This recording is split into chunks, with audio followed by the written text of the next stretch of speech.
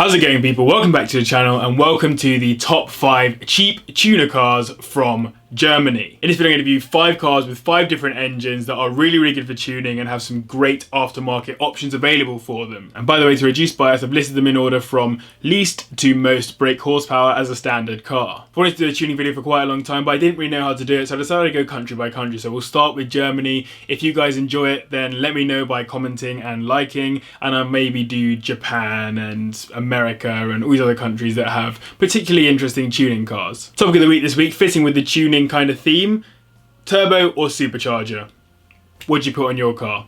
Let me know. As always, remember that I make these videos in the UK market perspective, so prices in other countries may differ. And remember that whenever you're buying a second-hand car for a tuning project, it's important to think about how much it's going to cost you in the long term, because though the price might be cheap up front, the investment longer term could be very expensive, which I'll touch on in the video. Anyway, remember to like, comment, subscribe, follow me on Instagram, all that good stuff. Without further ado, let's get into the video.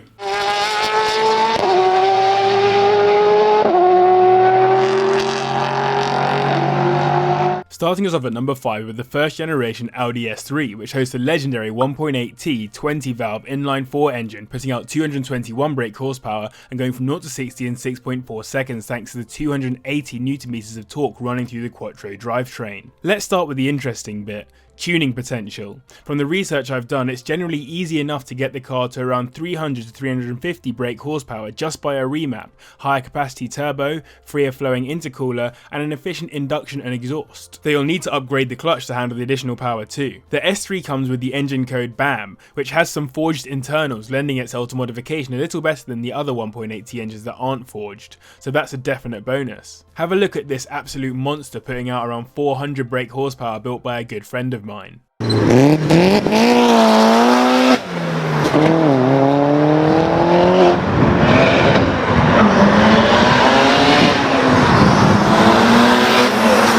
Such a beast of a car. If you'd like to see more of that build, I highly recommend you check out his channel. He'll be featuring a lot more in this video as he's a very good taste in tunable cars. One modification I'd recommend for anyone looking to really put that power down to the road is a performance Haldex controller, as it can increase torque to the transmission at acceleration, provide consistent performance and slightly increase oversteer for those of you that like to drift. But ultimately it just provides a better overall experience for you, the driver, and makes your modifications that bit more worth it. On the non-performance side of things, the S3 comes with some pretty insane visual modifications too, with a huge selection of aftermarket parts available. As it's a VW group car, you can very easily pick up parts for it at not too horrendous prices, which is always a bonus. Prices start at around £2,000 for a running one, and the most you'll spend is around half the limit of this video, as that'd get you one with around 60 to 80,000 miles on the clock. Of course, as this may be a project for tuning purposes, you don't necessarily have to have Concourse Edition examples. I know this video is not about practicality, but reliability is still kind of important. So it's worth noting that the BAM engine has had issues with cam belts, so make sure you're on top of changing those if you own one of these. But as an overall, it's regarded as one of the more reliable Audi engines. Anyway, a great car to start this list off. Let's move on to another VW group car.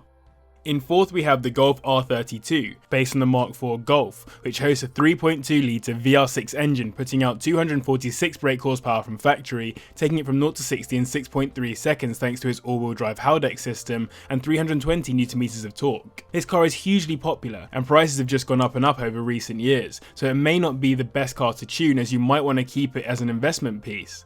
It's also quite practical, as you can get the 5-door version for the whole family. But if you do decide to modify one, as my good friend Joel did, it's worth mentioning a few key factors for success. Suspension is key on the R32, as even though it sits lower than the GTI already, it can drop even further to provide better handling on the road. Don't forget the brakes too, as uprated calipers like the AP Racing ones do a pretty good job, though if you prefer the OEM look, then you can adapt the Audi RS4 or Porsche Cayenne brakes to fit. Forced induction is, as always, the best way to get real power out of this beast, which can be horrifically expensive as it means fitting a turbo or supercharger, but if money is no object, you can expect over 500 brake horsepower with the right turbo kit. Again, it's a Haldex, so don't forget the Haldex controller, and the manual transmission is strong, but you should consider maybe a quick shift to get the 0 to 60 down even further without actually changing any of the power of the car. In terms of price, you won't find many lower than £6,000, which is well up from the last video I made that included the R32, where I found a couple under 5k. £10,000 will get you an unmodified one with around 80 to 100,000 miles on the clock, which is not bad for what is already becoming a collector's item. From a quick check online, the reliability is pretty strong on the 3.2 VR6 block, but many owners mention it needing filling with oil quite often, and the fact that it drinks fuel like there's no tomorrow. Also, the car is quite heavy, so consider weight saving when you go for it. I know my good friend Joel removed the rear seats entirely from his R32. A future classic for sure, and with a lot of cash thrown at it, an absolute monster. The fact that it doesn't come readily available with a turbo makes it a little bit less enticing, but still a great car with great tuning potential. Another VW Group car takes third on this list, but with a different power unit again.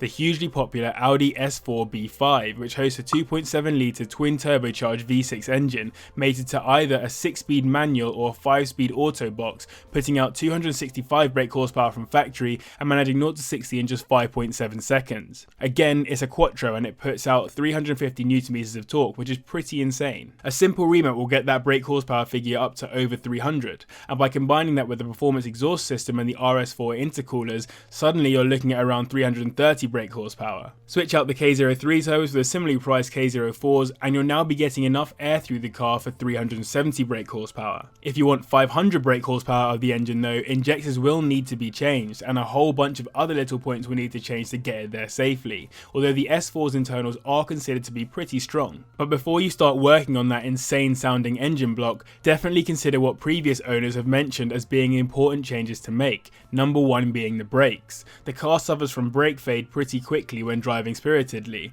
so get those changed or there's no point putting huge power through it. I've seen the B7 RS4 brakes with Brembo calipers on the front and S8 discs and calipers on the rear as quite a popular setup. And of course, if you want to track it, make sure you get coilovers on it. It's got a good enthusiast scene behind the car too, and that twin turbo layout really does give you a lot of opportunity to make the car what you want. Of course, a man like Joel bought one about 6 months ago, though I haven't seen much progress on it on his channel recently. Come on Joel, where's it at? They are becoming quite a rare item, so £5,000 is about the minimum you'll find one for. For £10,000 you might be lucky enough to find one that's already putting out some pretty serious power though, which might save you a bit of work and money in the long run. The car isn't renowned for its reliability though, as common problems I could find include wheel bearings, spark plugs, coils, ignition control modules, diverter valves, rear main seal, valve cover gaskets, the dreaded chain tensioner and gasket, and the coolant temperature sensor, so do be wary of this and know that you may be getting yourself into a bit of a headache. All in all though, a beast of a car with a crazy engine, and in my opinion quite a good looking car too. Moving away from VW Group now, in second we have the E90 series BMW 335i. Under the bonnet you'll find the N54 engine, which is a 6-cylinder twin turbo unit putting out 302 brake horsepower and 400 Nm of torque through its rear wheels, taking it from 0 to 60 in 5.3 seconds. A pretty sick baseline to start tuning from. This is one of my favourite looking 3 Series of all time, and with that twin turbocharged setup, a great platform for modding. The baseline thing you'll want to do on this car is the JB4 Performance tuning pack, which suggests it will give you an additional 160 wheel horsepower on the 335i by using it alone. Add on some upgraded turbos and the JB4's impact appears even greater, which is pretty insane. Main downside is that it will impact the maintenance and reliability, but it seems like a prerequisite to any 335i build. Other than the JB4, most of the upgrades around this car that will give you the performance you want are centered around the exhaust system and large intercoolers. To help run higher boost levels for longer, there are some mods you need to help too, like an upgraded charge pipe, an oil catch can, a low pressure fuel pump, and for those particularly knowledgeable tuners, myself not included obviously, meth injection. With all that going for you, 450 wheel horsepower is very achievable, with 650 brake horsepower being one of the most powerful 335i's I could find. On top of all that, I mentioned the look of the car, and there are some crazy body kits like this Pandem Rocket Bunny style kit, not to mention the fact you can get the convertible E93 and look like a complete baller. You don't necessarily have to go for an M Sport if your plans are to tune either, as has very much been proven by my friend Vehicle Virals, but your 10k will grab you an M Sport with around 70,000 miles on the clock. The lowest you'll pay for one is around £5,000, so not too bad for a starting point. There are quite a few common issues with this engine, the key ones being the high pressure fuel pump failure, turbocharger failure, leaky fuel injectors or leaking boost, and a whole bunch of other points. So again, be careful when buying one, even as a project, that you're not just paying your way into another headache. I really do like the 335i, it's a great platform to work from and surprisingly comfortable too. The M3 would be even nicer, but unlikely you'll get one for sub 10k for a few more years. Taking the top spot in this video, we have the W211 Mercedes-Benz E55 AMG, which has the insane 5.4 litre supercharged V8, putting out a massive 469 brake horsepower, 700 Newton meters of torque, and taking it from 0 to 60 in just 4.5 seconds, dominating all the other cars on this list. From what I can see online from owners and tuners, there is a lot of potential for this car. It comes at a hefty price. If you're just looking for the 500 brake horsepower mark, a remap on a dyno will likely get you that extra 31 brake horsepower, but to really go all out with a car and get to that hallowed 600 brake horsepower mark, which it can do, you're looking at an exorbitant amount of money. Nevertheless, one key modification to achieve that is the Kleeman Stage 2 kit, which costs almost 8 grand in and of itself and includes supercharger pulleys, a remap, headers and downpipe. Other important mods would be a larger airbox, replaced intake pipes, and an X-pipe. I'd mention that while this car does have some mad tuning potential, given its size and cylinders, it's not quite the same tuner vibe as some of the other cars on this list. The body kits and all the other aesthetic points tend to be a little bit more reserved. It's less of the flared wheel arches Godzilla style monster, and more of a refined, super powerful sleeper style supercar killer. I like the car and it is by far the most powerful and fastest on this list, but I struggle to get as excited about it as a potential project car as I get about the other cars on this list. The minimum price you'll spend on one of these is around £8,000, making it the most expensive starting point for your project too, while 10 grand will get you one with around 100,000 miles on the clock. Not bad, but not amazing either. Issues you might want to prepare for include problems with the intercooler pump, jerking during acceleration, muffler issues, and in some cases the ECU cutting the supercharger after hard pulls, or sometimes while just sitting still in traffic. Also, the car only comes as an auto, so unless you're willing to change it to a manual for the sake of shifting later for drifting, etc., that might put you off. Overall though, it's a car that I'm in two minds about. I know it has amazing tuning potential and provides the most powerful platform on this list, but it just doesn't get me going in the same way some of the other cars on this list do. But that's just my opinion, feel free to ignore me. So in this video I've run you through 5 German tuner cars that cost less than £10,000, listed from least to most brake horsepower. Let me know your thoughts in the comments, as well as commenting on the topic of the week, so supercharger or turbo. Got some great and very interesting and very exciting stuff in the works, so be ready for that. Hit the subscribe button and make sure to click the bell icon too so you get notified whenever I make a video. As always, massive thank you to my patrons who should be here on screen. Really appreciate the support. Remember to like, comment, subscribe, all that good stuff. But as always, thank you very much for watching and I'll see you in the next one.